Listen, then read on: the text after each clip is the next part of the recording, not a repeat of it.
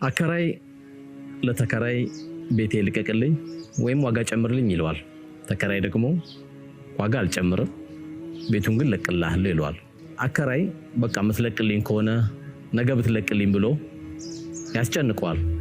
ተከራይም ምንም ችግር የለም ምችለውን ሁሉ ሞክራለሁ ነገ ለቅልሃለሁ ይለዋል። ይህ ክስተት የተከሰተው እንግዲህ ቱርክ ላይ ነው። ሁለቱ የተነጋገሩት አካሎች ቱርክ ላይ ይህን ውይይት ባደረጉ 24 ሰዓት ባልሞላ የሁለቱም ንብረት በመሬት መንቀጥቀጥ ይጠፋል። አከራዩም ተከራዩም ከዛ ሁሉ ከጠፉት ንብረቶች አላህ አትርፏቸው ሁለታቸው መንግስት ባዘጋጀው ላስቲክ ቤት ውስጥ ይገናኛሉ። በጣም በመገረም ወሬያቸውን ያወጋሉ።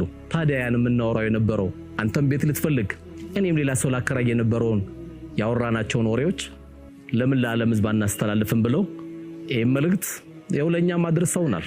አላህ አከራይ ሲያደርግህ የወደደ እንዳይመስልህ ተከራይም ሲያደርግህ የጠላህ እንዳይመስልህ። አላህ ለሚወደውም ለሚጠላውም እቺን የቅርቢቷን ህይወት ሊሰጥ ይችላል። ነገር ግን ከኛ የሚጠበቀው በቀናት በሰዓታት በሰከንድ የሚፈጠርብን ነገር አናቀምና ለሰው ልጆች ሁሉ መልካም እንሁን። ወጀዛኩሙላህ ኸይረን።